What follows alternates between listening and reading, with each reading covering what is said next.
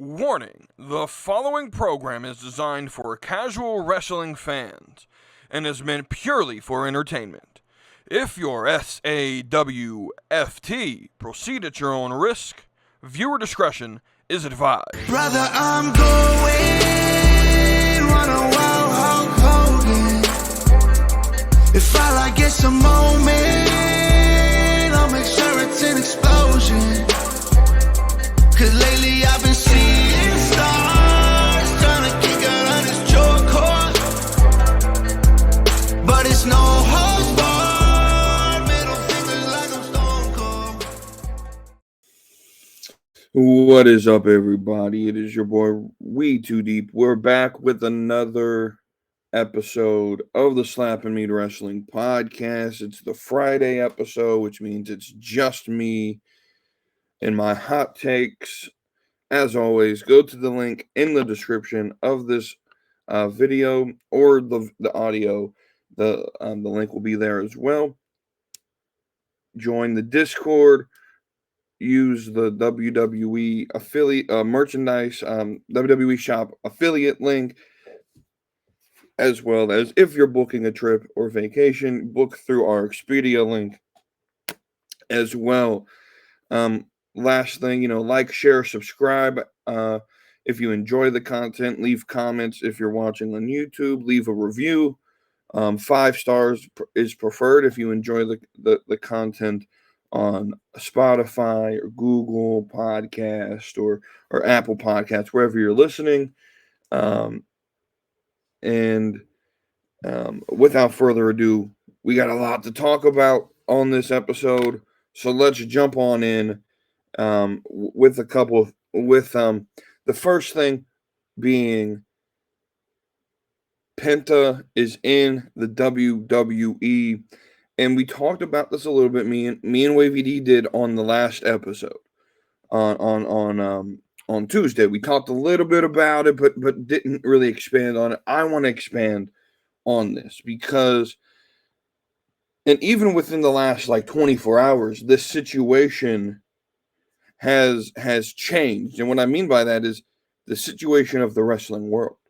There's a report coming out that several AEW talents who previously may not have considered WWE because they were afraid they would get lost in the system or in the lost in the motions, but then saw Penta's debut, are now considering WWE. Guys, that is a big thing. So let's talk about this, right?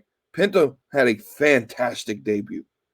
He was presented well. He had a really good match, did a really good promo. We'll sit and talk about that in a minute, right? And so just this presentation of Penta from the teaser videos to the actual getting him in the ring, bro, this was fantastic, right? He's very good, right? And I know a little bit about Penta. I didn't watch Lucha Underground a lot, so I didn't watch him there. I know he was in TNA, didn't really pay attention to him there. I really knew him from AEW, and I wasn't a huge fan there because of the style of wrestling. That the super hard, flippy, super kick parties, stuff like that. And I'm just not that. That's not my style of wrestling, right? And so when I saw that the rumors were spilling, and then they started doing these teasers, I got a little bit apprehensive. I don't know how to feel about this. I'm not a big fan of Penta, right? Well, he gets in the ring and he has this match, right? And the first thing that I recognize is this dude's better than I thought he was, right? Because he learned, and however long he's been in the Performance Center or been a part of the company, he's learned what he showed me what he couldn't in AEW, and that is the art of selling. He sold a leg injury like Randy Orton sells injuries, right? This is fantastic. It was just that in and of itself. He was able, if he picks up on this, if he continues down this path, I think he has a decent career in front of him. But I don't want to do those overreact because I think a lot of WWE hardcore supporters and a lot of the casual fans who maybe have posted their opinions, my fear is that they're going to overreact, right? And that overreaction is he's top level. He should be world champion. I think we need to slow down a minute. Slow that train down. He's not a main event superstar. He's not there yet. Right? And that's not a bad thing, by the way. That's not a bad thing. Let's not overreact. He's top of the tier, mid card. Like, I can see him in the IC picture. I can see him in the United States title picture. I don't see Penta as world heavyweight champion. I don't see Penta as universal undisputed champion, right? I do see him, if he gets a singles run, being IC champion or US champion. But let's just be 100% honest with ourselves here. He's going to get a singles run for however long it takes for Fenix to get here. And once Ray Fenix shows up in WWE, they're the top tag team talent in the division. And that's where I believe they will be. I believe when Penta gets here, that's sort of the ceiling for the group. It's not a bad thing. There have been plenty of wrestlers over the history of wrestling who've made a very good living being the top tag teams and companies, right? And so you don't have to have single star success to be a superstar, right? I'm a lot more comfortable with the Lucha Bros being in WWE after seeing how they're going to push Penta, right? But we got to talk about that promo, right? Because what's his name? Dave LaGreca on Busted Open, he said everything that I'm going to say. I'm just going to repeat it. I'm going to give him credit though, because he said it first. You didn't understand half the promo because he spoke in Spanish, but I didn't have to understand the promo to understand what he was saying to me. What he was saying is, I'm here. This is my home. I'm happy to be here. And you can genuinely feel that when he was speaking. He genuinely felt happy to be there, right? And so that's the art of promo, right? I'm not against foreign people speaking in their language, giving promos, but there's a difference between what I got with Penta in the ring on the promo than what I get with every single week Shinsuke Nakamura. Nakamura's promos are awful. And you could throw words on the screen all you want. If there's no emotion, if there's no reason for me to even pay attention to it, I'm not going to pay attention to it. And so I'm engaged in Penta now, right? I believe that his match with Chad Gable, which first off, what a way to set Penta up for success. They did two things that I think were deliberate in presenting Penta in a way that was guaranteed success. The first, they debuted him in California, in an area where the fan base in the arena was more than likely going to be heavily Hispanic, right? And so they were going to cheer for him. And that's important. I don't think people understand, like, when you make a debut, if the people in the arena don't cheer for you, then the people watching on TV probably aren't going to get behind you, right? And so that's important. So to debut him in a highly Hispanic area, right? Very, very deliberate choice, I believe. But the second thing is they put him in the ring with Chad Gable. And here's what I know about Chad Gable over the years. He's a pro's pro. He's going to do whatever it takes to get whoever he's in the ring with over. He's gotten Otis over. He's gotten the Creeds over. He did his best to try to get the Wyatt 6 over. Right? Chad Gable is a pro's pro. And he's in a position. Does he deserve a chance at a world championship? I think he does.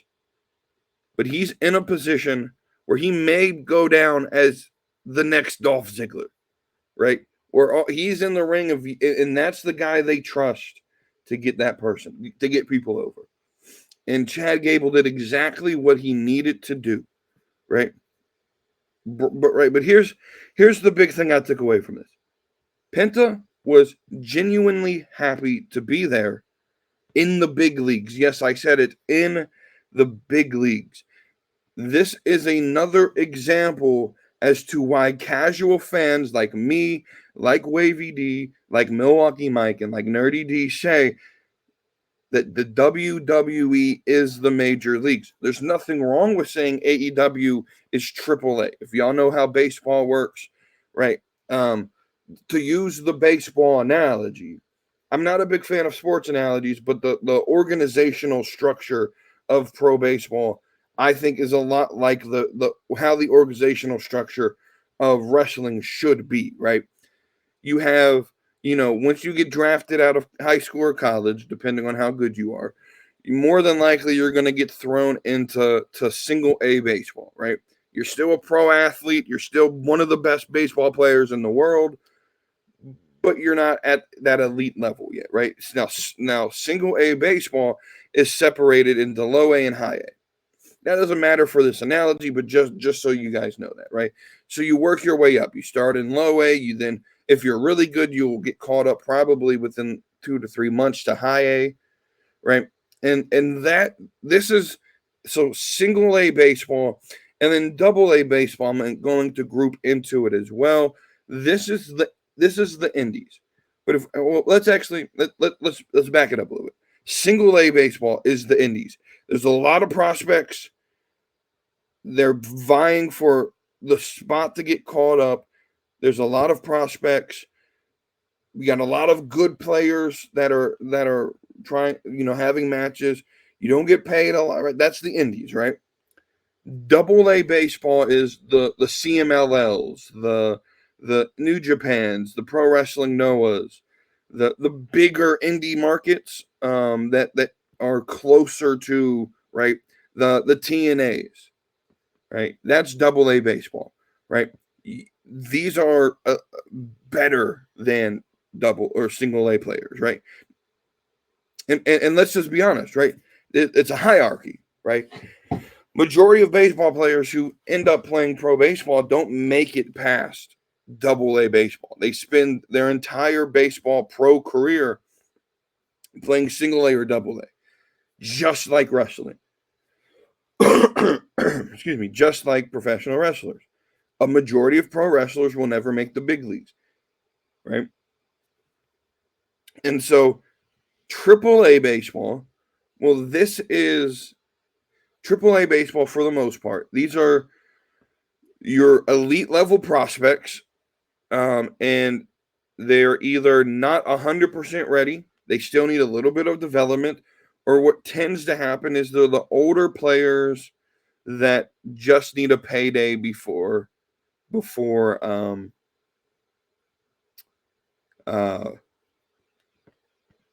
retirement, right? And that actually works better in a hockey analogy, where I could say like the NHL versus the AHL system, because the AHL is better in that analogy, where it's the elite level prospects in your system that play in the AHL, or it's the older guys that you have signed to contracts who aren't good enough to be NHL players, but can still play at an elite level against lower competition. They're 37, 38, 39 years old. They just need a place to play to get a paycheck, right?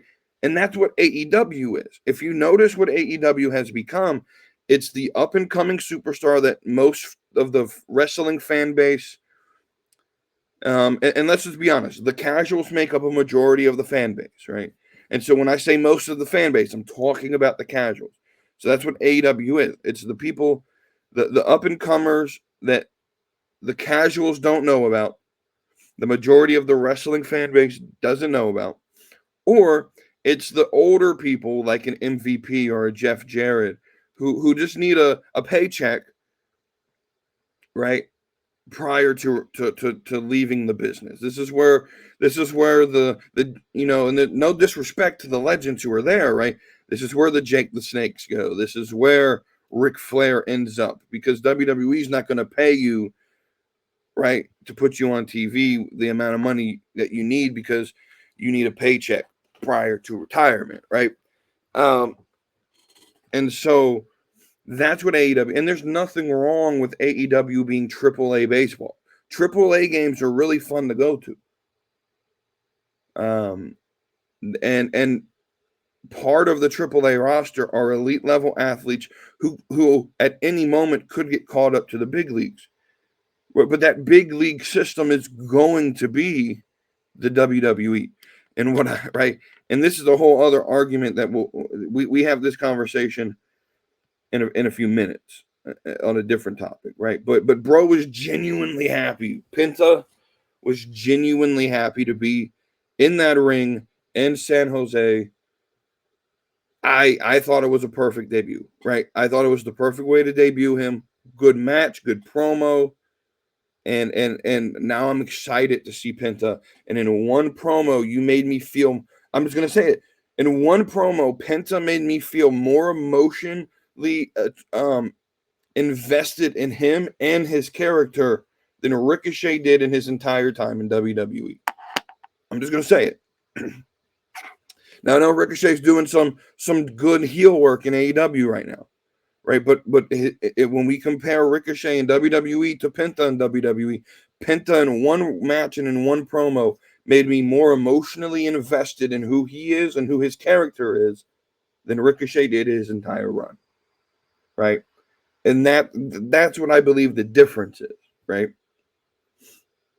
So in similarity to this, in terms of talking about what I believe people, I believe most wrestlers see WWE as the dream location. And here's why. Penta went there, right? Stephanie Vaquer had a bag of money sent to her to be in AEW. Like Tony Khan, I'm sure, offered the world to her, right? To be in on Dynamite and be in these big shows and face Mercedes and all of this, right? Stephanie Vaquer said, no, I got a dream that I want to follow. A dream, my dream to be in WWE is now attainable. Why would I pass that up? Right? And I believe that even now, that if you're a pro wrestler, if your dream is not WWE, you're not dreaming hard enough. If your dream is to make it to AEW, you're not dreaming hard enough. WWE is the dream location. AEW is a good second place. It's the good launching point that if you got there, like let me say it this way. If I was a pro wrestler and I ran the indie scene and AEW offered me a contract, I'm not going to deny it, but I'm going to accept it, and I'm going to straight up tell Tony Khan, you're my stepping stone. Here's what I mean by that. You're going to put me on TV, and I'm going to prove to the WWE that they need to hire me, because my goal, right? And Tony Khan running this business should recognize I'm the stepping stone to make, right? You could claim I made Penta. Claim it, right? You made Penta, right? Cool. But Penta's now in the big league. If Tony Khan had some common sense in him, he would recognize his role in the development of pro wrestling. And if he cared about the business as much as he says that he does, he would recognize his role as a developmental system meant to continue the development of wrestlers to get them to WWE, right? Because when WWE is at its best is when pro wrestling is at its best, right? Let's not get it twisted.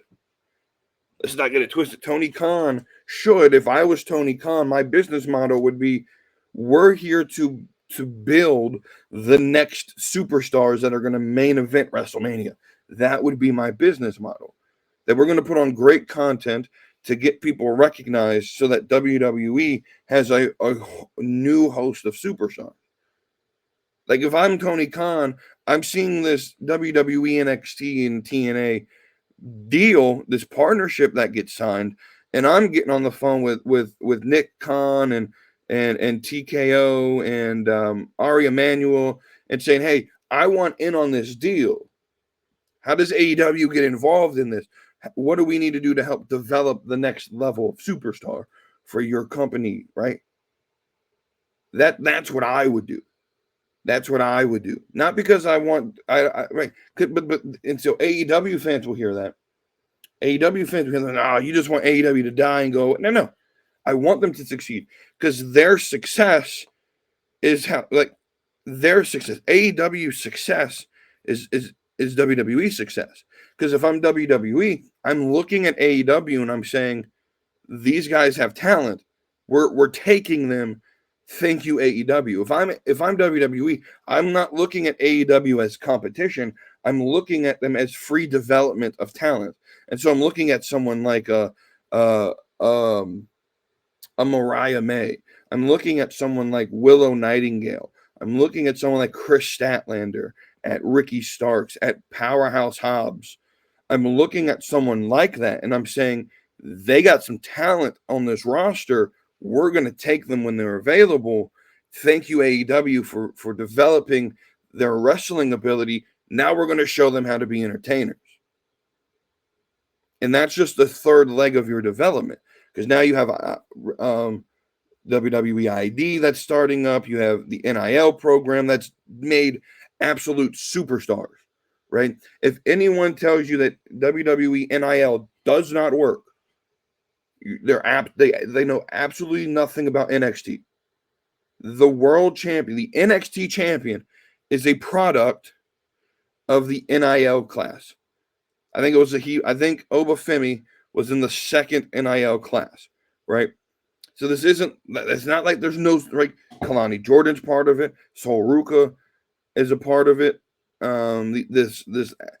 don't think Sol Ruka got NIL money for it, but she was a part of the sort of college to WWE tryout system that WWE started around the time NIL was a thing and was getting started, right? But Sol Ruka, Jasmine Nix, Jada Parker, which we're going to talk about a little bit later. There's a lot of women in NXT, a lot of men in NXT, a lot of super.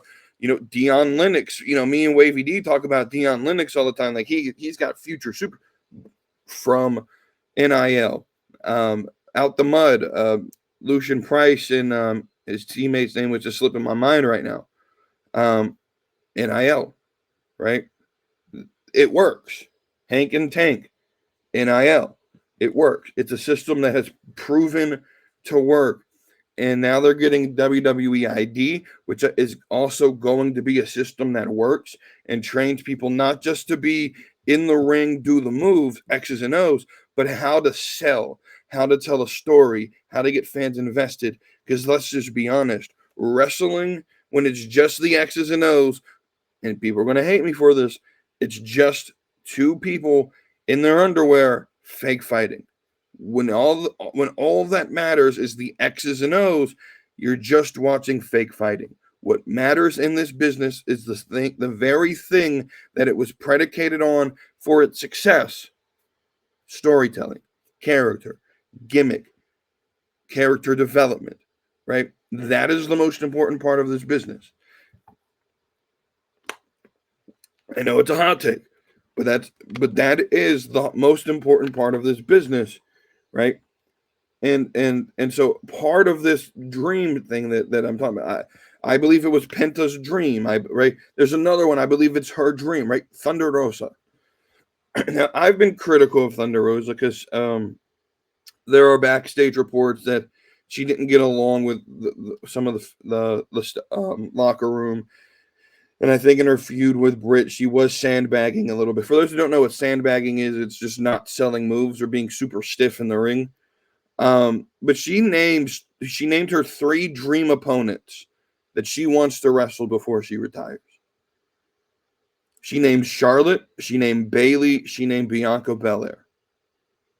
These are very interesting choices to me. When you're asked the question, what are your dream matches, and you name WWE superstars, this tells me her dream is to be in WWE. And if I'm Triple H, I'm seeing this.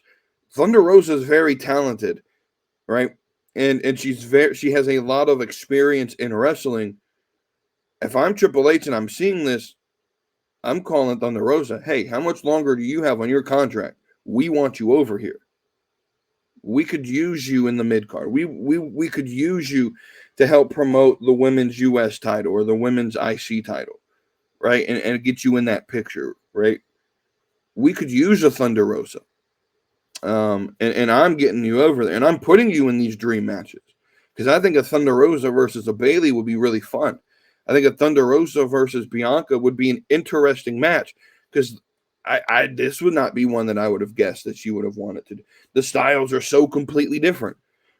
And who doesn't want to face Charlotte Flair? Like, if you're a woman in wrestling, your goal is to be to face Charlotte Flair. She is the standard of pro wrestling in the women's division. She is the GOAT of women's wrestling. Let's just call spades, right? Charlotte Flair is the greatest in women's wrestling history. So why would you not want to face Charlotte, right? Especially knowing that Rhea Ripley was made because Charlotte put her over. And Tiffany Stratton, I believe, will have that same pathway because I believe Charlotte's going to put her over at Mania this year. Right? And Tiffany's going to get that rocket launch for beating Charlotte. Right? And so when I sit here and say, when someone like Nerdy D sits here and on his show, the Casual Wrestling Show, and says WWE is the big leagues and everyone's dream is to get there, this is why. Because there's empirical evidence, right? I guarantee if you go out and ask 100 pro wrestlers who are working the indies right now, if they got a contract off, or not even ask if they got a contract. Hey, what is your dream in this industry? What is your dream? Now, you're going to get some that are like, I'm already living my dream. I just want it to be a wrestler. And those are the weirdos who enjoy the indie life. And that's fine. There are going to be those. I think a lot of pro wrestlers have self-awareness that, only the best of the best are going to make it to WWE. So I think a lot of pro wrestlers have that self-awareness. Excuse me. But if you ask some of the good ones, hey, what is your dream? I guarantee you most of them will say WWE. Right. I'm also certain that if you ask them, if AEW offered you a contract but WWE didn't, would you take it?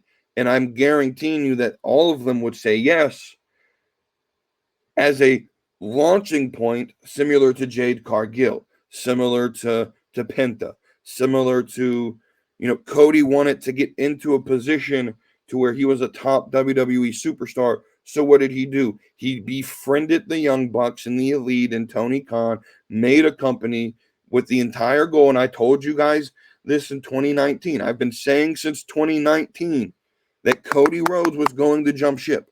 He would be the first one to do it. His entire purpose of even being involved in this, I believed in 2019 before things even happened, that his entire purpose was to get back to WWE.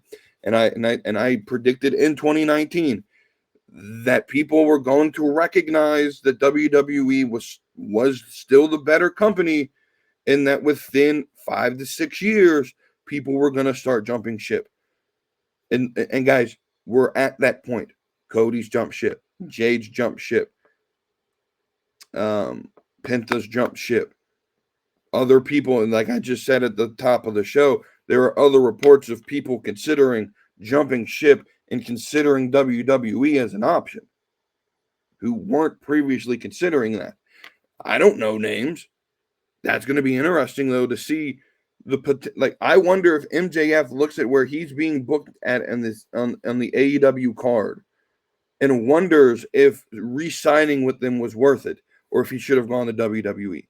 I wonder if someone like a Daniel Garcia is going to Tony Khan and say, man, I know I signed a contract, but can we get out of this? Is there a way out? I need to go to WWE, right? I wonder about a Ricky Starks whose contract's apparently about to expire. And I wonder, like, does he resign or does he see WWE and his buddy Cody over here, right? And so that is what I sit here and wonder. I wonder about some of the free agent, like independent stars who aren't necessarily signed to one of these contracts, or some of these TNA wrestlers who probably would fit better in an AEW system in terms of the X's and O's, like a Speedball. The Speedball signed with MLW, which makes no sense to me, but that's a different conversation. But someone like a Josh Alexander, he would probably, because he's a workhorse. He's a wrestler, right? But he would probably work better and get more fan, like people would know him in AEW. But if he showed up in WWE and got used properly, Josh Alexander's a superstar, right? So I wonder about some of these people, like if they see this, and the proof's just in the pudding, like I've been saying, people are going to start jumping ship. That's just the bottom line, and that's just the bottom line. Some other news that I want to touch on just a little bit. Probably going to spend 30 seconds on this, right? The Wyatt Six are now apparently SmackDown superstars. They've been transferred to SmackDown. Netflix didn't want them. I don't want them. They could be off the TV for all I care. This just goes to show you that Triple H, for whatever reason, has some sort of investment in getting the Wyatt Six on TV and getting them over. It makes no sense to me. But they are now on SmackDown. I'm going to assume, since they're selling masks, replica masks now, that they're going to actually be on this episode on Friday. I'm not looking forward to it. Like I predicted back in June of last year when they debuted that it was going to be a complete miss, and it's exactly what it is. And now they're just trying to sort of salvage what they can get out of it. They haven't even been on TV in a month, if not longer than that. So it's kind of hard to even know what storyline they're going, but yeah. All right. 3 more big news stories to talk about, and then we'll get to the main event, which is me predicting the NXT, their next PLE, which is Vengeance Day. All right, so this next big news story is Saturday Night Main Event, apparently according to Peacock scheduling, has their next 2. So they got one in a week from Saturday. So on the 25th, there is a Saturday Night Main Event. And then there's 2 more that have been scheduled, apparently, according to Peacock. One for, I think it's May 24th, and the other for, it's like July 12th or something. I don't want to give false information, but it's, like July 12th. Now, typically, so it's been brought to my attention that the May 24th show is typically the weekend that AEW runs Double or Nothing, and July 12th is the weekend that AEW All In Texas is running their show on July 12th, which is the same date. So I got 3 things that I want to say, because AEW fans are mad. They're big mad. Here WWE again running events on the same day AEW. You don't do that. You can't schedule it. Guys, calm down. Stop typing. Let's talk about it. So I live by a business principle. Like, if I were to go into business, I live by a business principle. And that business principle is adapt or die. You either have to adapt to the situation going on, or your business dies. Just because in the previous 100 years of the industry, companies try not to schedule on the same weekend, Doesn't mean that one company will start it and that will become the trend. Guys, I need to let you know something. Vince McMahon's not running this show no more, right? And as much crap as people talked about Vince McMahon, Vince had a lot of respect for the traditions of the business, right? Endeavor doesn't care about all of that. All Endeavor cares about is money and winning. And this is war. Whether or not we want to claim it as war, I believe Endeavor sees AEW in some light as competition, right? And so you either have to adapt or now I also don't see an issue with running shows on the same night. Just because you're running All In Texas on July 12th and that's your biggest event of the year, that doesn't mean that WWE just has to sort of take a back seat. You don't own the weekend. You don't own the weekend. The world doesn't revolve around All In Texas. So if they want to run a Saturday night main event show on the same night, they more than in their like so let me just use this example. Pepsi announces that on July 31st they're gonna release a brand new flavor of Pepsi. Right, Coke sees this announcement and says, you know what? This sounds good. Whatever the new flavor is, you can come up with that in your mind. This is going to sell. People are going to be interested. They're seeing all the good press about this new flavor, and people are saying they're interested and they can't wait. And so Coke, being who they are, being the big dogs in the industry, the top dogs in the industry, decides, hey, that same day, we're going to release a new flavor of Coke. Can Coke not do that? Is that against the rules? It's the same thing. You don't own a release date. It's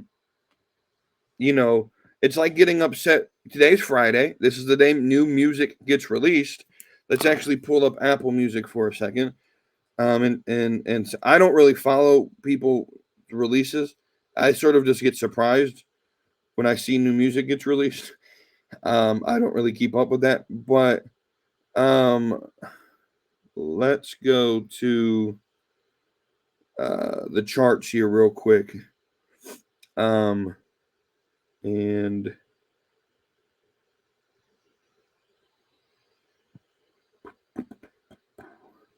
new music. So let's do Logic apparently has dropped a new EP. Should Logic be upset because Busta also released a new EP? I don't know why Busta still releasing music, but that's a different thing. Or that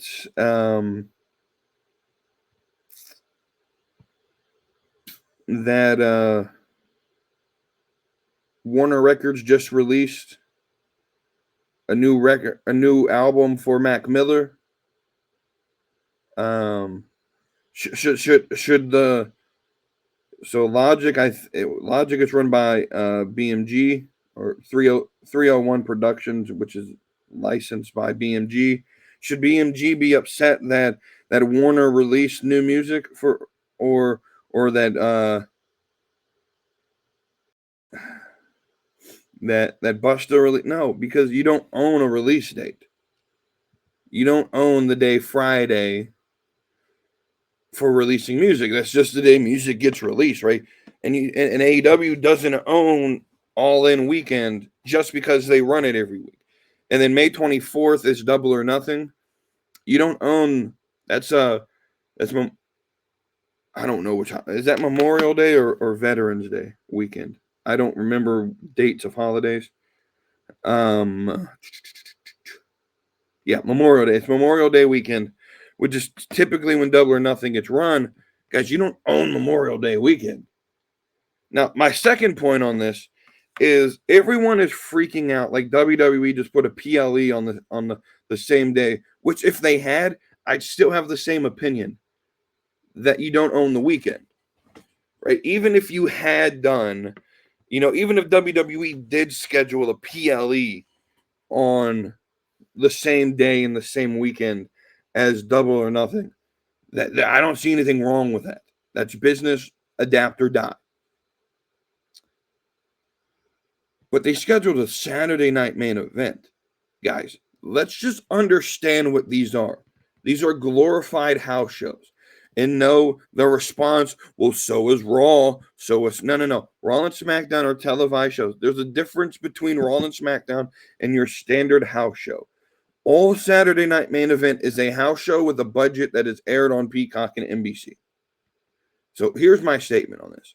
If you can't outdraw a glorified house show with your biggest shows of the year being Double or Nothing and All in Texas, that's not WWE's problem. That's AEW's problem. If you can't outdraw that, if your viewership isn't better than Saturday night main events for your pay-per-view, right? Because I'll be honest with you, I'm more than likely, and that's even including the one on the 25th, more than likely going to either record it and watch it after the fact, or just completely not even watch it. Because the first one that they did in December didn't really appeal to what I wanted. It was quite boring. There's no storyline to it. It is just a house show. And so if you're mad because WWE schedules glorified, let me tell you what they're doing. Let me tell you what Endeavor's doing with these type of shows, right? Because it's actually pretty obvious. So if you remember the news report that towards the end of last year that they were going to stop doing live house shows on Saturdays and Sundays. So typically, like, the schedule for a wrestler would be, if you're on Raw, you worked Monday, and I believe the Raw house show was Saturday. And then SmackDown would work Friday, and their house show would be Sunday. And it was like Sunday Slammer or something like that. Well, the Saturday show was called Saturday Night's Main Event. Well, they canceled house shows for several reasons. One, obviously to save money, but two, to give more off time to the wrestlers so that they're not wrestling 300 days a year. And so, or traveling, so that they can have more time with their families. And it's a new regime, and this is fantastic, right? Everyone seems to be happy about it.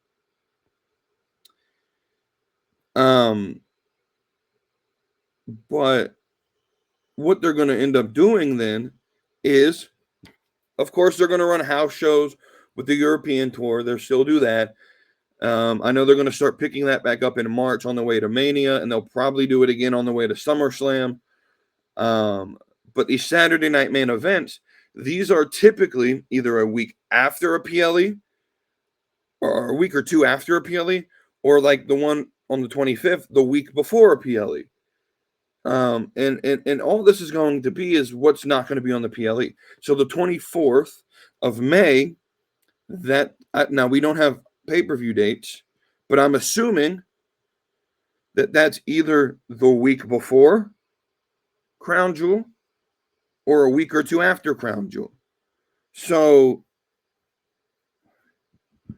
Mania is the 19th and the 20th of April. Backlash, I think, is next. And so I'm trying to remember the schedule here. So what I think is, so Backlash will probably be like the 17th, right? So Backlash will probably be May's pay-per-view on like the 10th or the 17th, right? Which is about a month after, right? You'll have Saturday night main event on the 24th, and you'll probably do Crown Jewel on June 7th, right? It's probably like June 7th or June 14th, something around that day, right? And that's probably going to be, right? Now you go down to July, you got July 12th. That's going to probably, if history continues, Money in the Bank will be July 5th. July 12th is going to be the Saturday night main event. And it's just going to be the overflow from that's not on the pay-per-view. It's going to be your house show. You may get some big names. You may get The Rock or Cena on some of these, right? Definitely Cena is going to be on some of these. But I don't see a big deal. If you can't outrun a house show that has some production level to it, that's an AEW problem. I don't know why you're so upset. You don't own a weekend. The business is changing. You either adapt or die, and that's how I'll end with that. We'll continue talking about AEW because we got a situation coming here.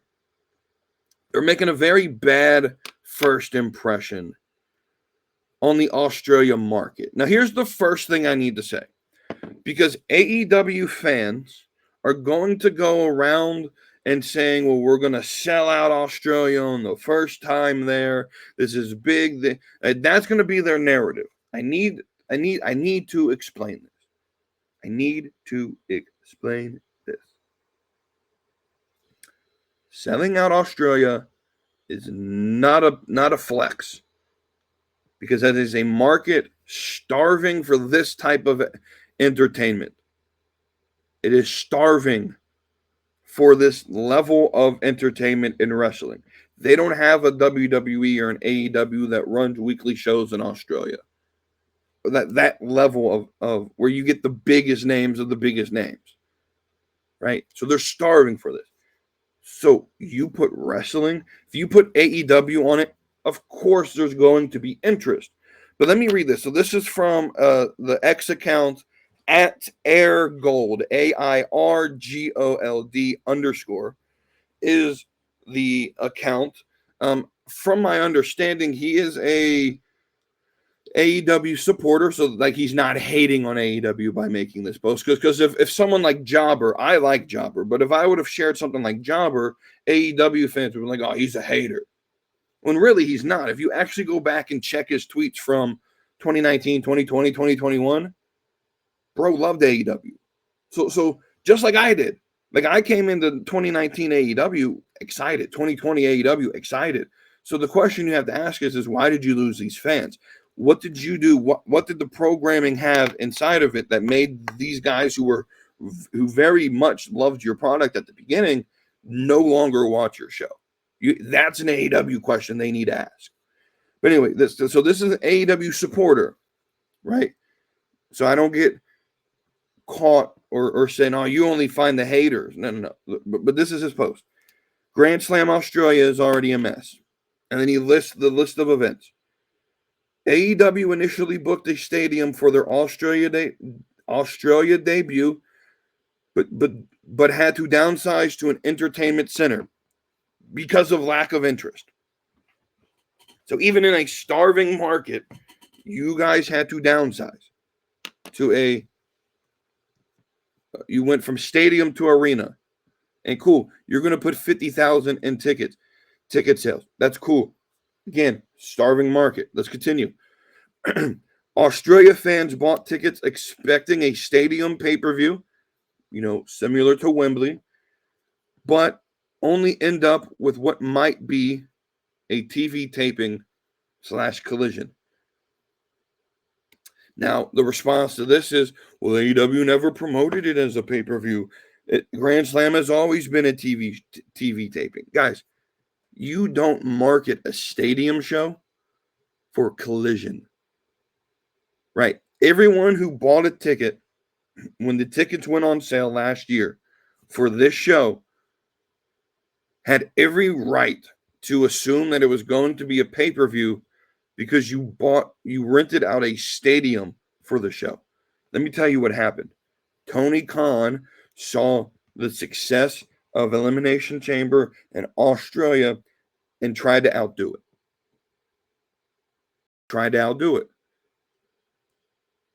And there's no interest there.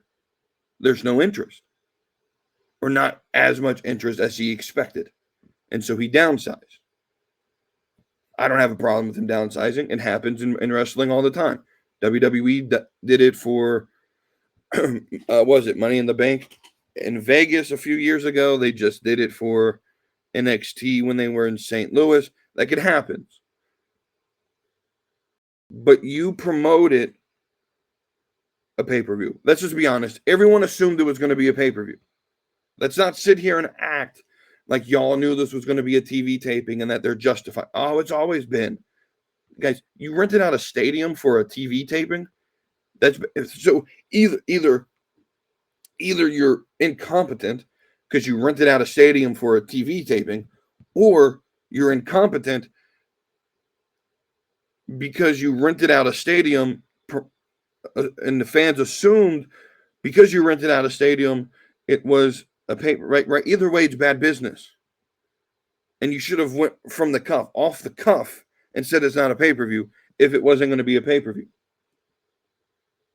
Let's go to the next step. The next thing, the show is confirmed to air on tape delay 18 hours after it happens, even though streaming is an option. You got a brand new Max deal, I guess you can't use it. Now, I'm not the big fan of hating on tape delay. It's understandable. I wish WWE aired some of the, like the Saudi shows on tape delay, but I understand why they don't, because streaming is an option, right? In the world of streaming, why would you tape delay, right? So I understand why people are laughing at this, right? AEW is advertising that the show will air on TNT, but that won't happen because NBA All-Star Saturday is already scheduled for the exact same day and the exact same time, and it doesn't seem like AEW is aware of this. Guys.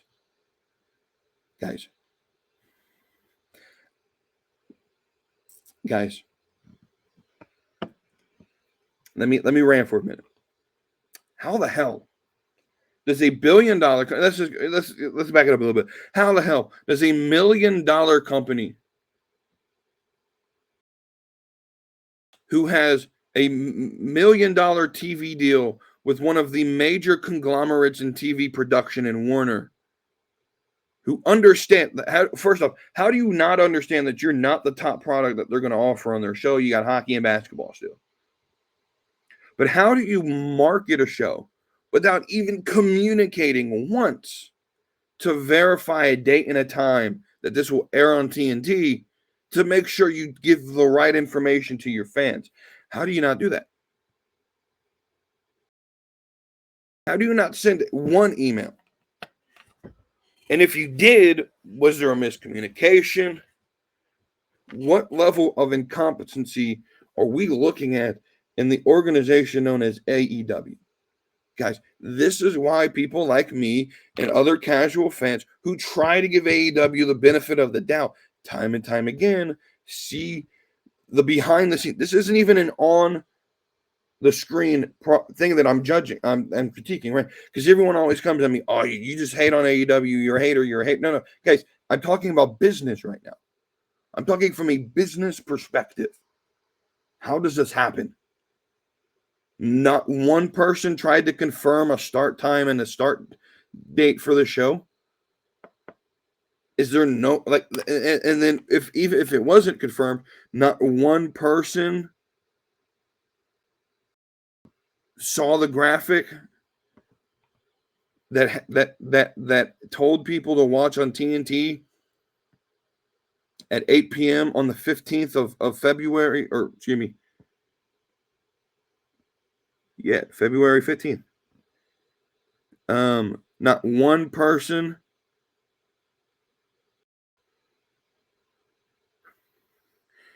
I just realized something. Not one person.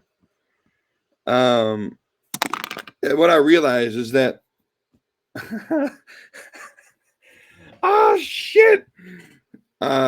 Vengeance Day is the same day as Grand Slam.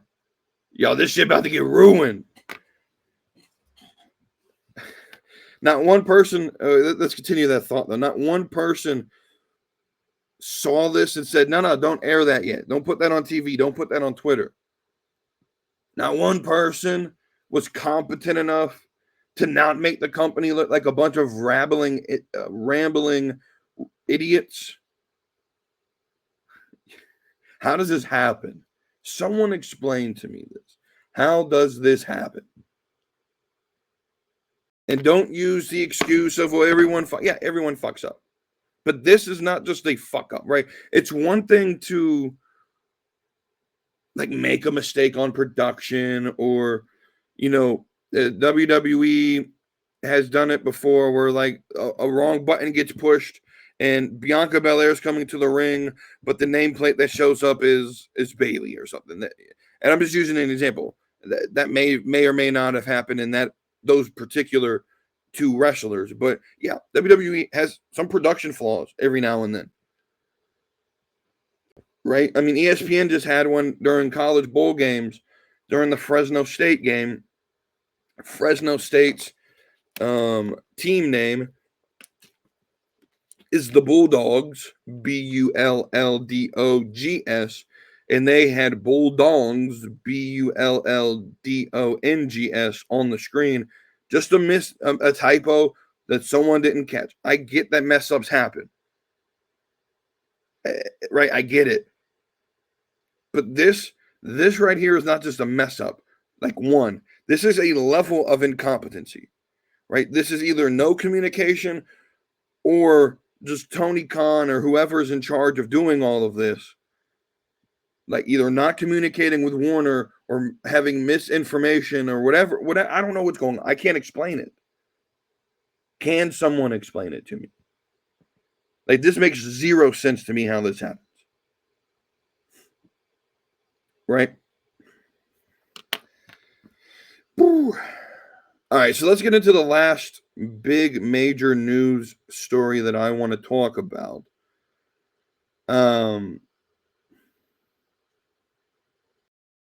me 1 second. I got to pull up my notes on it. And that is Jada Parker in this situation. And there's a lot going on here.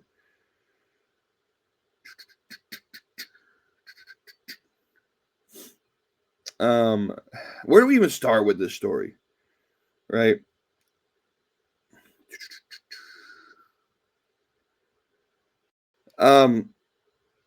So I guess we'll start with what apparently happened. Now, here's the thing.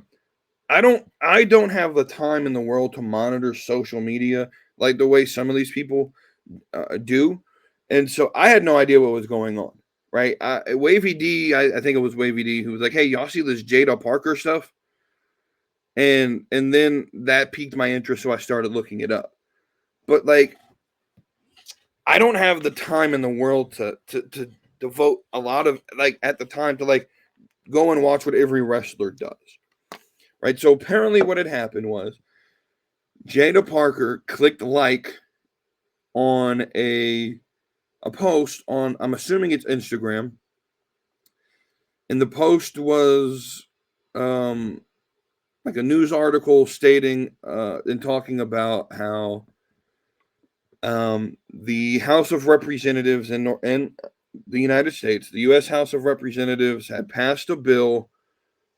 And it, so for those who don't understand how the government works, this doesn't mean that the bill becomes a law. It just means it's going forward to the Senate.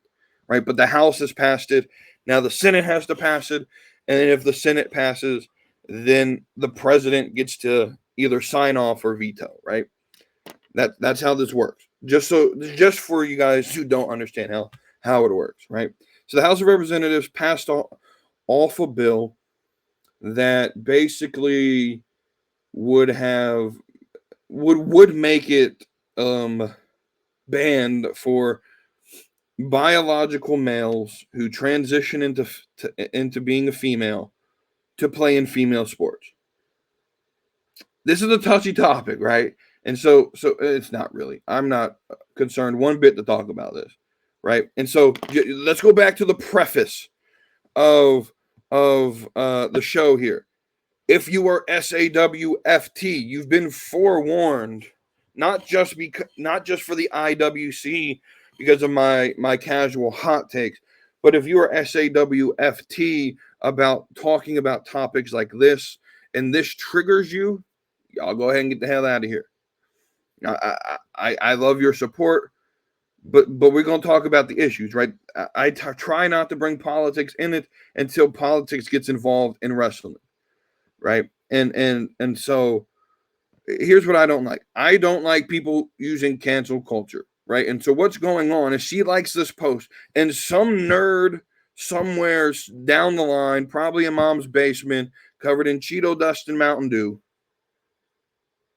found this post and saw that Jada Parker liked it and stalked the likes and all of this. And I don't know, maybe they got a notification. I do know that every now and then Instagram will send notifications that so-and-so liked so-and-so's post. Has nothing to do with me. I don't like notifications like that because it doesn't have anything to do with my content, right? Why are you sending that to me? I don't care. But anyway, right? Maybe they got that. Jada Parker liked so-and-so's post. They clicked on it to see the post that she liked, and that was it. Who knows, right? Even still, who has time to see this happen, right? And then go all out and make a campaign that Jada Parker is now transphobic, right? Without even knowing her as a person or understanding the issue at hand. Because let me tell you something.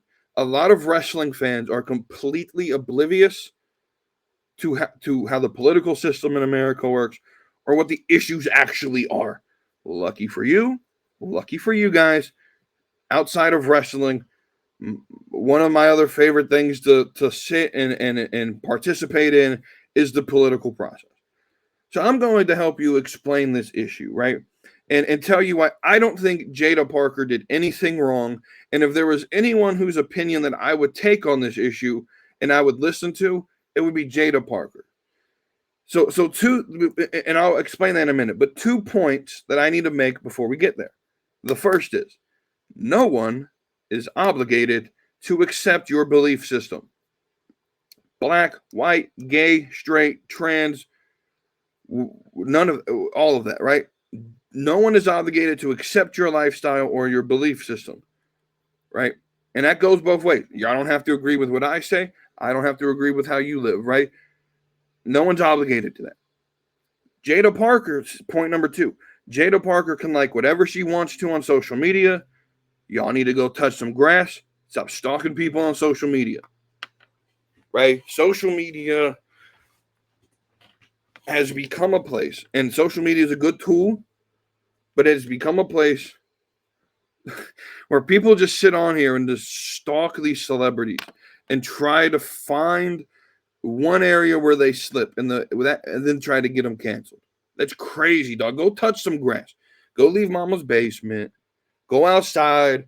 Find a job. And I know we characterize wrestling fans as like unemployed, but a lot of these people act like it, right? Go outside. Go find you a job. Stop caring about what people say on social media.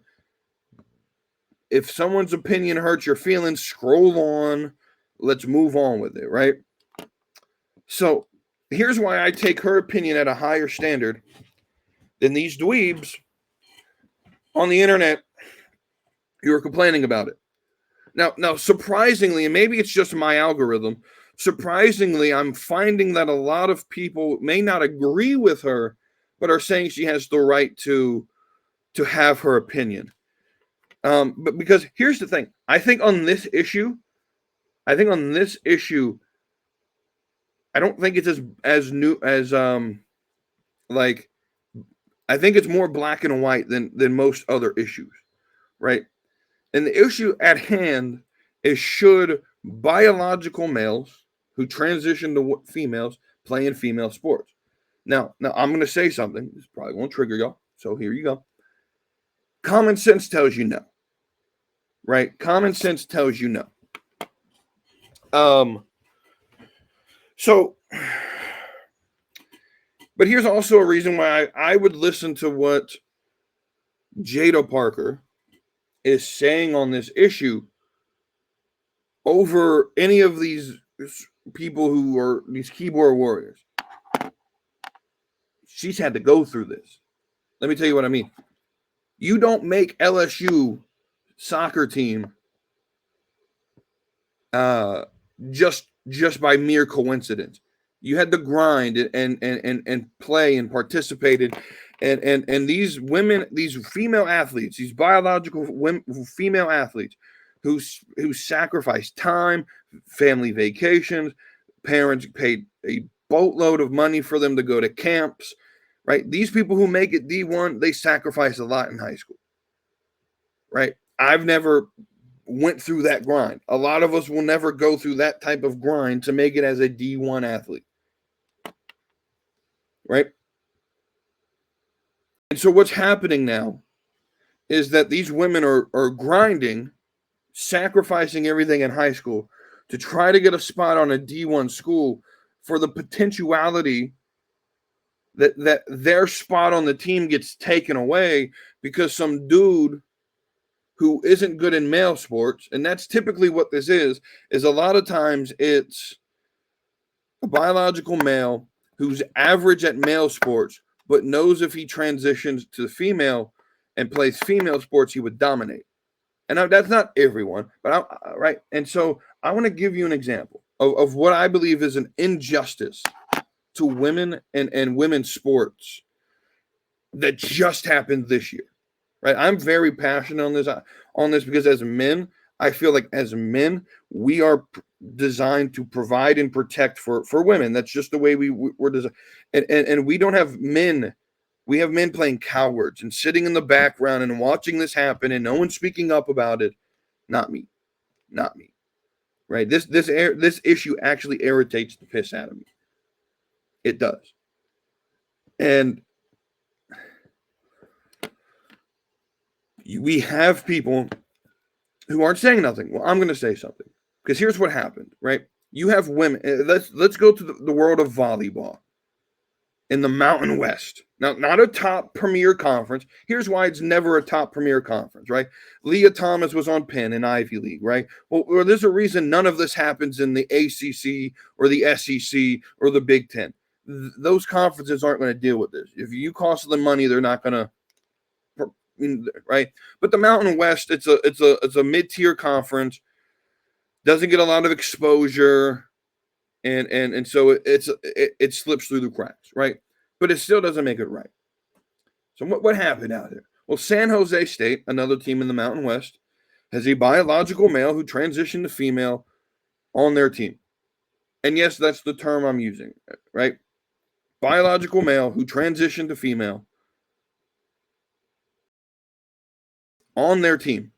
Now, there's already women on the team who've either anonymously or by name come out and said they're uncomfortable with that biological male who transitioned into female being on the team and being able to be in the locker room with other biological women at the same time while they're changing and getting ready.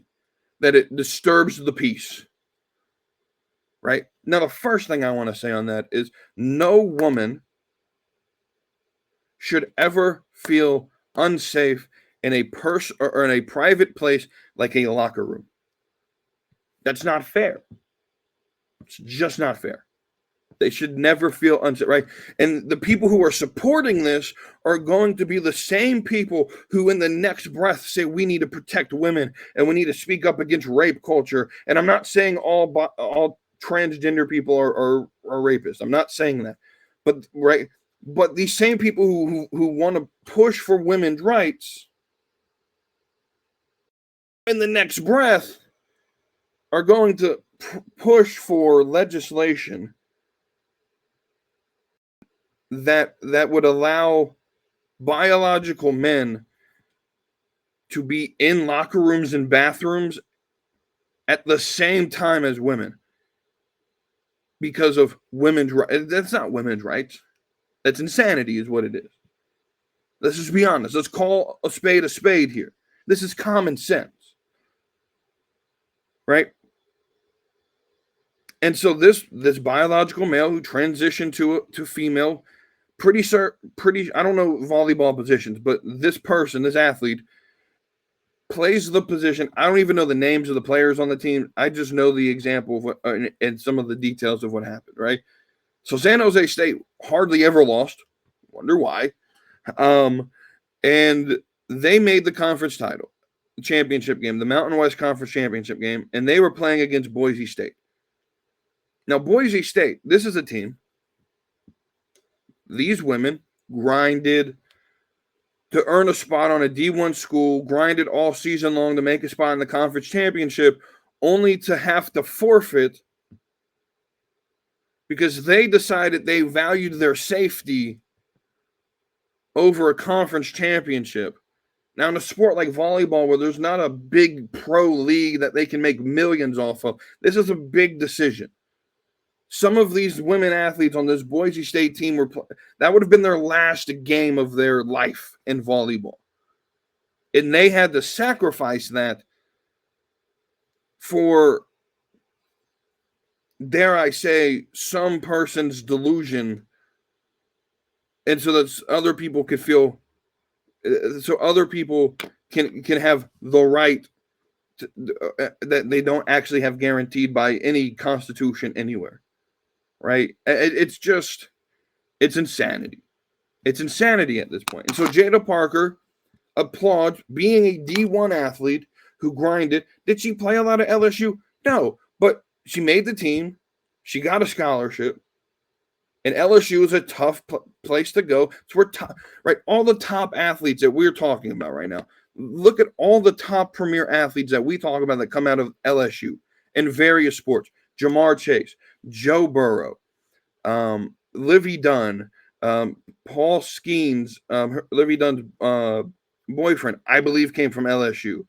And he plays baseball. One of the top MLB pitchers on the Pittsburgh Pirates. Angel Reese, right?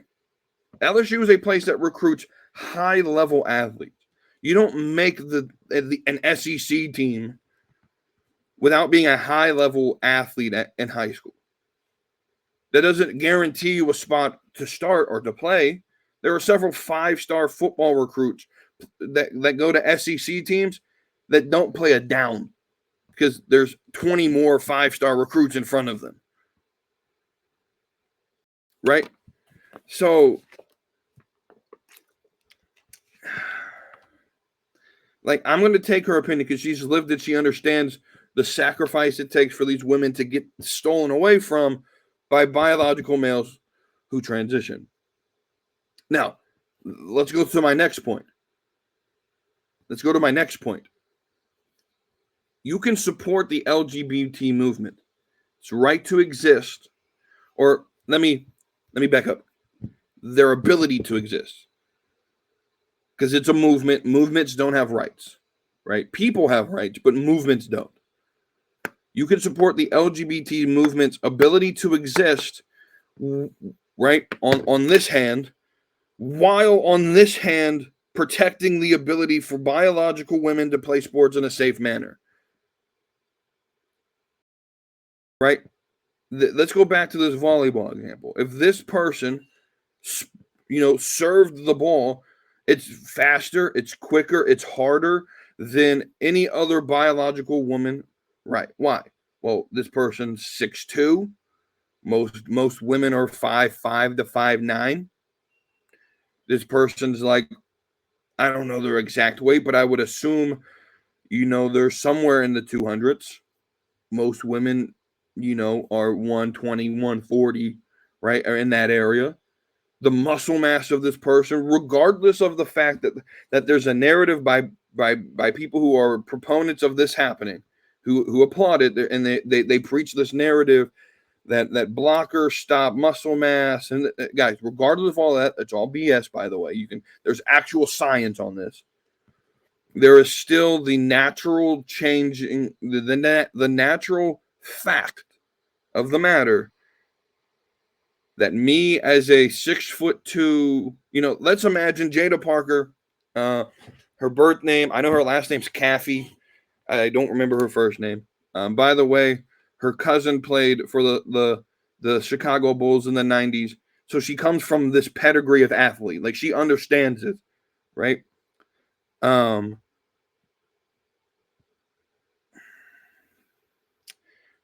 let's imagine that I played soccer at Arkansas which is another SEC school. At the same time, Jada Parker played at LSU, right?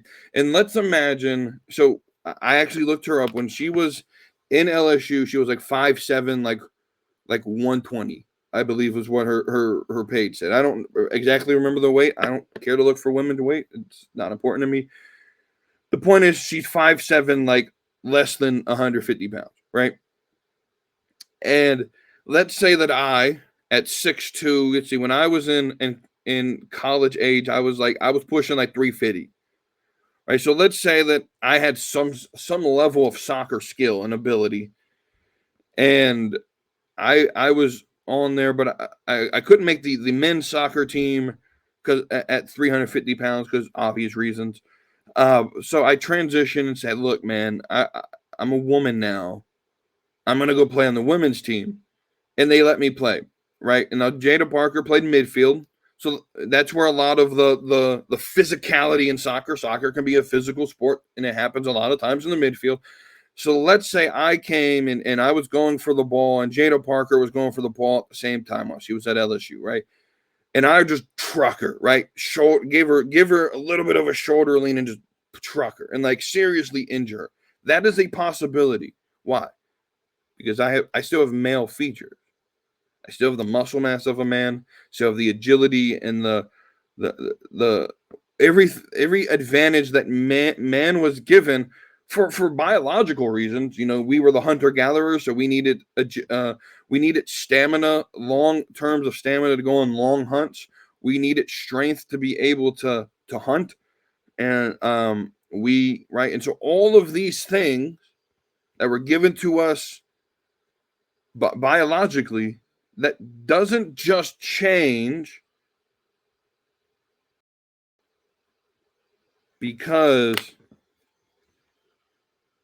I do hormone replacement and I use blockers. That doesn't change, right? And it's not reversible once you get on these things, right? The effects of blockers aren't reversible, as they're telling you, right? There's actual facts to the matter here, right? But here's my main point. I already said it. I'm going to come back to it. Someone like Jada Parker this shouldn't be an issue. Someone like Riley Gaines shouldn't have to spend her prime of her life campaigning and suing the NCAA. These 7 women, I think there's 7 of them.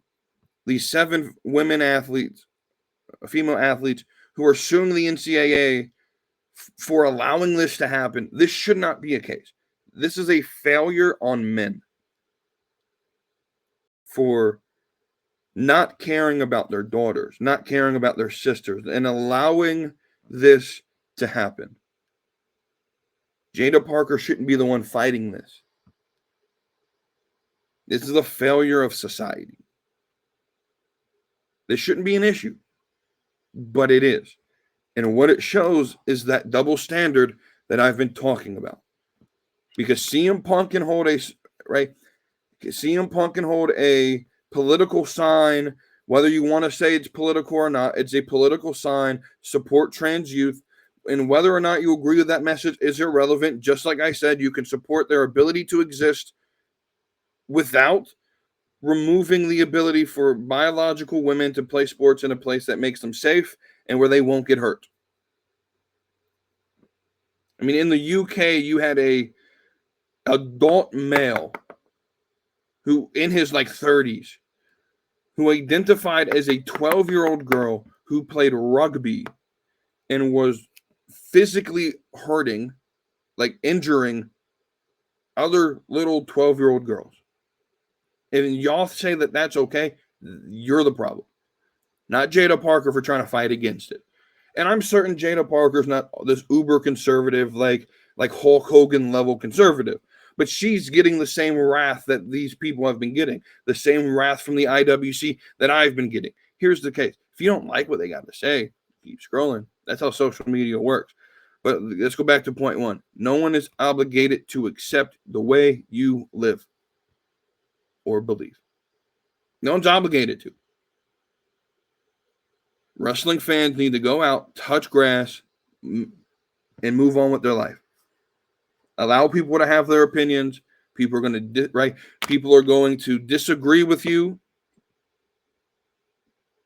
That's just how the world works. There's a double standard, though, in the fan base, and this exposes it. Better than Hogan getting booed, better than any other previous example, this right here exposed it. All right, so let's fantasy book NXT Vengeance Day. So the first question is, why are we doing this? And the answer, because I'm going to it. I'll be in the building in Washington, D.C. on February the 15th. So let's fantasy book. So I'm going down their typical pathway of PLEs. I'm going 5 matches. 3 of them I feel very comfortable in predicting. The other 2, I feel like this is where we're leaning towards, but I'm not 100% certain with what's being shown on TV. Right? I need a little bit more data to feel more certain, but we're going to predict them anyway. We're about a month away from it. I don't think there's any like special episode in the way that's going to do anything. I know they're going to Atlanta in 2 weeks. And so that's going to have some bigger matches on it. Like Fallon Henley versus Shotzi Blackheart will be there. Right. So one of the matches that I'm comfortable is Fallon Henley. I think she will be defending the women's North American title. I don't think Shotzi wins in Atlanta on the 28th, I believe is that date. I do believe with 100% certainty it will be Fallon Henley defending the title against Stephanie Vaquer, which excites me because that's going to be a banger match. And this is this I was 100% certain with this one after the result on Tuesday. This episode where Shotzi got the win, and then they said, "Oh, well, she's defending it in Atlanta on an episode of NXT against Shotzi." And then I was like, "Oh, well, okay. Well, we get Shotzi in Atlanta. That means I'm going to get Stephanie in DC, which is perfect for me, right?" Another match that I'm 100% confident we're going to get is Ethan Page versus Javon Evans. And I can't wait for this. This is, Vengeance Day is the PLE name. This is going to be Javon Evans' vengeance on Ethan Page for breaking his jaw and hurting Dante Chen on like he did Tuesday and like a couple weeks before hurting Cedric Alexander, right? So I'm confident this match happens there. I'm also confident that Tony D'Angelo defends the North American title against Ridge Holland. And so those are the 3 matches that I'm super confident we're going to get. Now we're going to talk about the women's champion, Julia, and the NXT champion, Obafemi. I believe they both have matches. I'm a little bit less confident in the person they're going to be fighting. So Julia, I have Lola Vice. And from what I understand, she won like a number 1 contendership at like a live show in like Dade County at like an NXT live event over like one of their little house shows. And I'm assuming they're going to bring that to TV in the coming weeks, and that Julia will face Lola Vice. Obafemi is a little bit hard for me to predict because with still being a month out, I don't know if we're going to do Obafemi versus Eddie Thorpe. I know they have a match next week, I believe. I don't know if it's for the title. And I still don't know, is this going to be one of the matches at the Atlanta show? And they'll find a new opponent for the PLE. At this point, I do have Obafemi versus Eddie Thorpe. This could change. This is probably going to be the only match that I would change the matchup, being determined by the storyline as it gets presented. Eddie Thorpe, like Vengeance Day isn't like a big PLE. It's just to help to get us from New Day's Evil into Stand and Deliver in season. So I think it's going to be Eddie Thorpe, but I'm not 100% certain. But that's my 5 matches. I had a 6th on here that possibly could happen, which was Alexis King versus Charlie Dempsey.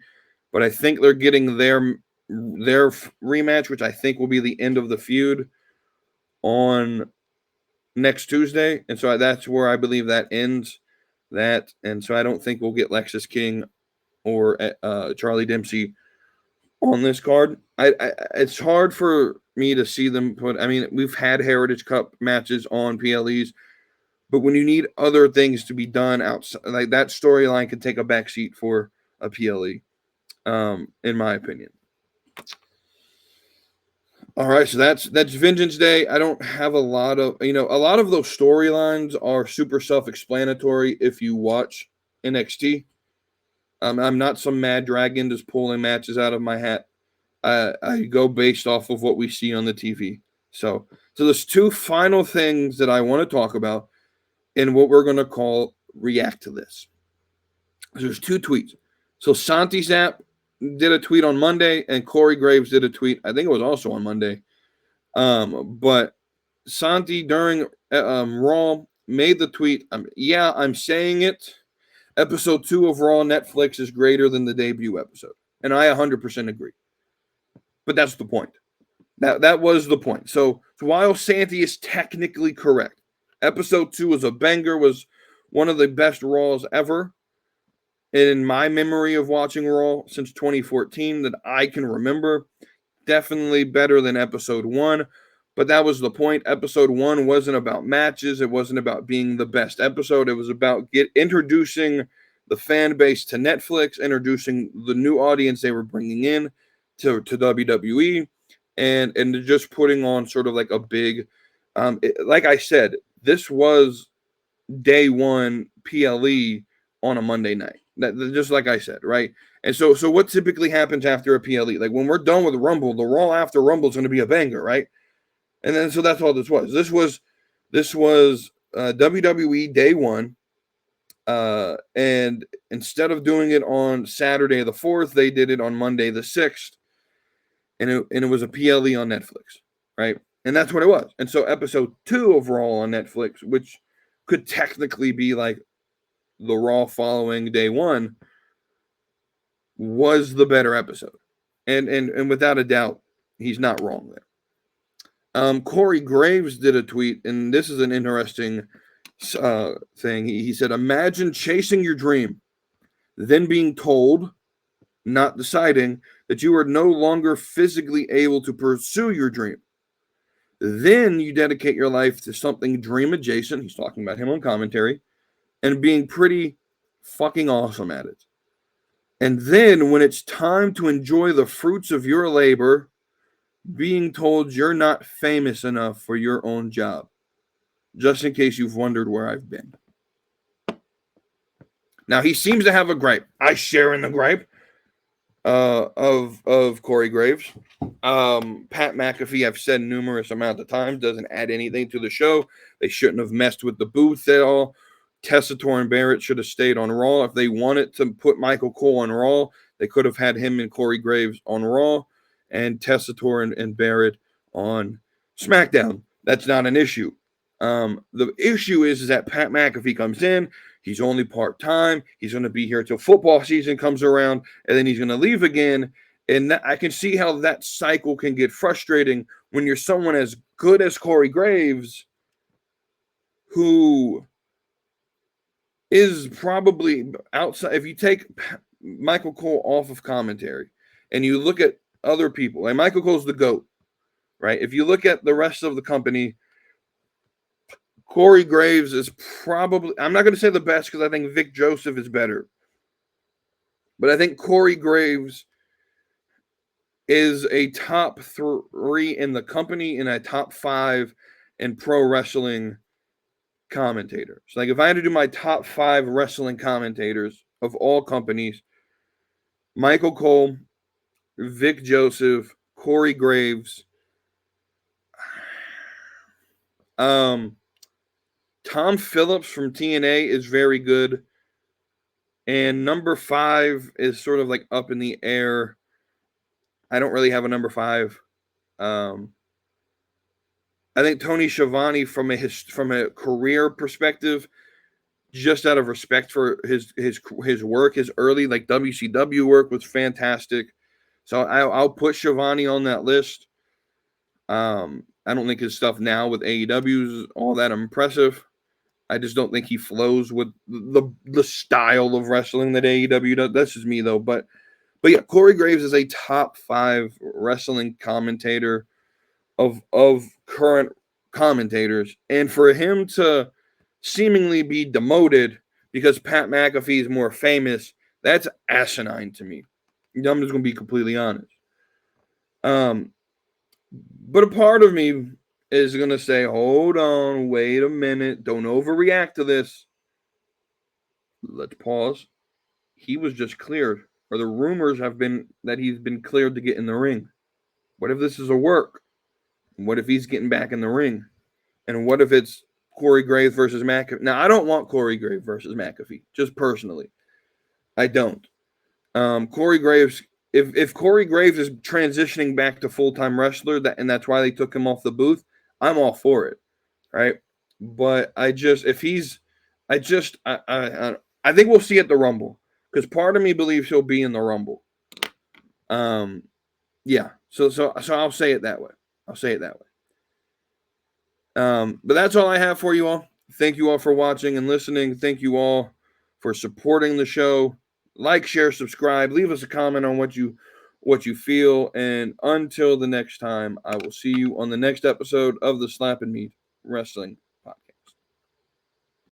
So hit that subscribe, come along for the ride. AEW, WWE, we're always on side. From fantasy booking to baddies that slay. Slap and Meat Wrestling every Tuesday.